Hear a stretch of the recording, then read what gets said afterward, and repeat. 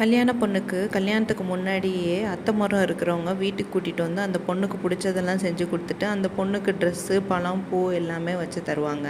அது வழக்கம். Next month மாமா பொண்ணுக்கு மேரேஜ் வர்றதுனால அவளுக்கு வச்சு கொடுக்கறதுக்காக புடவையெல்லாம் எடுக்கணும்னு சொல்லிட்டு ஏர்லி மார்னிங்கே நானும் அம்மாவும் நம்ம கடைக்கு போனால் ஒன்று மட்டுமே எடுப்போம். எனக்கு ரொம்ப பிடிச்சிருந்துச்சு அந்த எல்லோ கலர் சாரியும் அப்புறம் டாப்பு லெகின்ஸுன்னு நம்ம பக்குக்கு கொஞ்சம் எடுத்துக்கிட்டேன். என்ன தான் சொல்லுங்கள், எத்தனை ட்ரெஸ் எடுத்தாலும் எத்தனை ட்ரெஸ் நம்ம எடுத்து அதை போடாமல் யூஸ் பண்ணாமல் பீரோலுக்குள்ளே பூட்டி வச்சதுனால நம்ம அப்பா நம்ம எதுவுமே கேட்கவும் மாட்டாங்க. இன்னும் எடுத்துக்கிறியாமா, இன்னும் 2 ட்ரெஸ் எடுத்துக்கமா, அது நல்லா இருக்குமா, அந்த கலர் நல்லா இருக்குமா, அப்படிதான் சொல்லுவாங்க. ஆனால் நமக்கு வாட்சது இருக்குதுங்க பாரு. கல்யாணத்துக்கு அப்புறம் போன வருஷம் தீபாவளிக்கு எடுத்திருப்பாங்க, அடுத்த வருஷம் தீபாவளிக்கு ஒரு கர்ச்சிப் எக்ஸ்ட்ரா எடுத்தாலும் இப்போ தான் நான் வாங்கினேன். அப்புறம் வரும்போதே இறாலும் மீனும் வாங்கிட்டு வந்துட்டோம். இறாலை கிரேவி பண்ணிவிட்டு ஃபிஷ் ஃப்ரை பண்ணிவிட்டு சாப்பிட்டாச்சு. மத்தியானம் டின்னர் முடிச்சுட்டு மருதாணி அரைச்சிக்கிட்டு இருந்தேன். புளி, மருதாணி இலை, ஜீனி இதெல்லாம் போட்டு அரைச்சா நல்லா சிவக்கும். நீங்கள் எல்லாம் என்ன போட்டு